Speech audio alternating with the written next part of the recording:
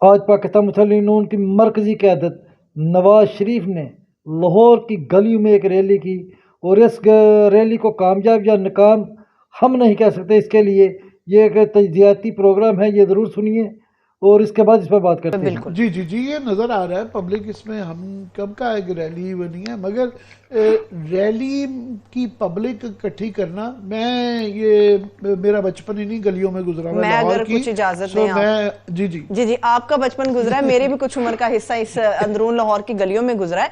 बंदे तो इकट्ठे हो गए, मगर ये वो हिस्से आमिर साहब जहाँ पे चिंची खराब हो जाता है, तो यहाँ पे वैसे इतना रश मच जाता है। तो मियाँ साहब किस चीज के लिए बगले इतनी बजा रहे हैं? इसीलिए बड़ा कन्वीनियंट है, आसान है, ऑप्टिक्स बड़े इसके अच्छे आ जाते हैं कि मीनार पाकिस्तान के बाद लाहौर के अंदर बड़ी जगह पे जलसा करना, जो नवाज शरीफ साहब का अब उनका जो कद काट है, तो उनको चाहिए था एक बड़ी जगह पे करते कि लोगों को पता चलते कितने, क्योंकि उस पे ये इल्ज़ाम लगा था मीनार पाकिस्तान वाले जलसे में कि जनाब वो जलसा बड़ा हो गया, लाहौर के लोग नहीं आए थे। तो उनको एक शो ऑफ पावर करने की जरूरत है कि लाहौर के अंदर ये जलसा किया गया, नवाज शरीफ साहब ने किया, ये देखें सारे लाहौर उमड़ के आ गया। तो रैली जो होती है ना, वो आसान काम है। ये इसके अंदर 2-4 हजार, जिस तरह आपने कहा चिंची भी अगर चली जाए तो वो फंस जाए तो पीछे 2-4 वैसे इतना हजार बंदा लोग इकट्ठा हो भी जाता है। ये तो वो गलियां हैं, उससे वो जाहिर है तंग गलियां हैं, तंग बाजार हैं, वो ट्रैफिक फंस जाती है। फिर साथ में वो बड़े वेल ऑर्केस्ट्रेटेड कोरियोग्राफ्ड, जिसे कहते हैं ना, कोरियोग्राफी होती है, वो जो ये आइटम सॉन्ग्स की जो की जाती है ना, तो वो कोरियोग्राफ्ड होता है। आतिशबाजी चलती है, बड़े अच्छे ऑप्टिक्स आते हैं, फिर वो नमक पारे खाए जाते हैं, कुल्फी खाई जाती है कि जी वो उसके फिर वो पेड़े वाली वाली लस्सी आ रही है, वो फूल नचावर हो रहे हैं। तो बाजार के अंदर ये करना ऑप्टिक्स वो बड़ा अच्छा है, मैं समझता हूँ अच्छी PR दिखाई चलती है।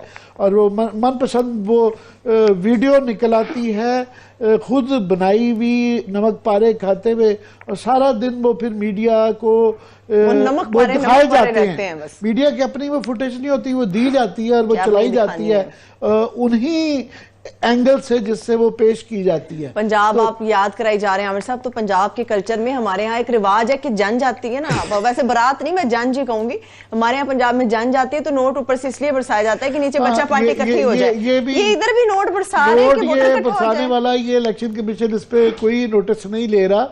ये हमजा के पहले रैली के अंदर भी ये नोट बरसाए गए हैं, तो ये नोट दिखा मेरा मूड ना बनाए, बगैर नोट दिखाए ये मूड बनना चाहिए। ये मगर ये मैंने कहा ना कि मेरा इन्हीं गलियों में बचपन गुजरा हुआ है। ये कम से कम दाद देनी पड़ती है PTI को और यास्मीन राशिद को, जो कि इनके मुकाबले पे नवाज शरीफ के इलेक्शन लड़ रही हैं, और वो खातून जेल में है 130 में, कि वो जेल में है। नवाज शरीफ साहब पिछले 26 साल से ये बताया जा रहा है कि अपने हल्के में नहीं गए हैं। तो पिछले 26 साल 1997 के इलेक्शन में ये इस हल्के में गए थे, उसके बाद उनको जाने की जरूरत कभी पड़ी ही नहीं नाइली में, और वो यहाँ से जीतते रहे, उनके नॉमिनीज जीतते रहे, मार्जिन बताते हैं कम ज्यादा होते रहे। मगर अब उनको यास्मीन राशिद जो कि जेल में हैं और उनके ये 3 दफा प्राइम मिनिस्टर रहे हैं, वो इनके मुकाबले का आप कह सकते हैं जोड़ नहीं है। मगर वो यास्मीन राशिद ने मजबूर कर दिया कि नवाज शरीफ जो है ना, कृष्ण नगर, संत नगर, मोनी रोड जो है इनका ससुराली इलाका है। कुलसूम नवाज जो है वो गामा पहलवान की निवासी हैं, तो वो ये जो पोलू पहलवान का जो खानदान है, ये मोनी रोड पे इनके अखाड़े हैं।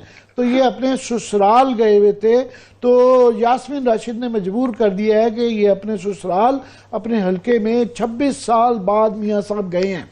और वो गए इसलिए हैं कि वहाँ पे अब लोग ताने भी दे रहे हैं बिलाल यासीन को। लोग वहाँ पे, मैं सुन रहा था, मैं अपने मोहल्ले की पुराने की इत्तला लेता रहा था, उन्होंने कहा जी वो काफ़ी लोग ताने लेते हैं कि जी शुक्र है कि आपकी आंखें ठीक हो गई हैं। उन्होंने कहा जी कैसे ठीक हो गई हैं? उन्होंने कहा जी आपको हम नजर आ गए हैं, चाचा जी नजर आ गए हैं। चाचा जी को पहले आप पहचानते नहीं थे। तो लोग वो लाहौर के लोग हैं, वो जुगतबाजी चलती रहती है, वो जुमले जरूर कसते रहते हैं। तो नवाज शरीफ साहब वहाँ पे आ गए हैं और उसके पीछे जो वजह है। हाँ, तो नाज़रीन इकराम, आपने सुना कि अमर मतीन साहब कह रहे थे कि नवाज शरीफ ने यहाँ पर जो रैली की, अच्छे खासे लोगों की तादाद इकट्ठी कर ली और इसके अलावा रैली के ऊपर पैसों की बारिश भी की गई, नोट बरसाए गए। और इससे पहले हमजा शहबाज की रैली में भी पैसे बरसाए गए थे, तो इलेक्शन कमीशन कहाँ सोया हुआ है। इलेक्शन कमीशन को इस पर नोटिस लेना चाहिए, क्योंकि ये इलेक्शन एक्ट की खिलाफ वर्जी है। लेकिन इलेक्शन कमीशन बिल्कुल यहाँ पर ध्यान नहीं दे रहा। अगर यही काम तहरीक इंसाफ वाले करते तो हो सकता है अब तक पर्चे भी हो चुके होते और उनको गिरफ्तार भी कर लिया जाता। आमिर मोतीन साहब ने मज़ीद फरमाया कि ये वो इलाके हैं जहाँ उनका बचपन गुजरा है। यहाँ पर 2-4 हज़ार वर्कर लेकर अगर आप गलियों में आ जाएं तो यहाँ पर ट्रैफिक चौक हो जाती है। बल्कि उनकी साथी को एंकर ने यह भी कहा कि यहाँ पर तो चिंगची का एक पहिया उतर जाए तो इतना रश इकट्ठा हो जाता है कि गुजरना नामुमकिन हो जाता है। कि 26 साल तक नवाज शरीफ इस इलाके में कभी भी नहीं आए, और अब अगर उनको यहाँ पर आने की ज़रूरत क्यों महसूस हुई। पाकिस्तान तहरीक इंसाफ की डॉक्टर यास्मीन राशिद के मुकाबले में वो इलेक्शन लड़ रहे हैं, तो डॉक्टर यास्मीन राशिद ने उनको मजबूर कर दिया है कि उनको इस इलाके में आना पड़ा। तो नाज़रीन इकराम, अगर वो नवाज शरीफ इस इलाके में आए तो आप इस बात से अंदाज़ा लगा सकते हैं कि ये इलेक्शन उनके लिए कोई बहुत आसान नहीं है। इसके लिए उनको सख्त कोशिश करनी पड़ेगी, सख्त तगद्दुद करनी पड़ेगी।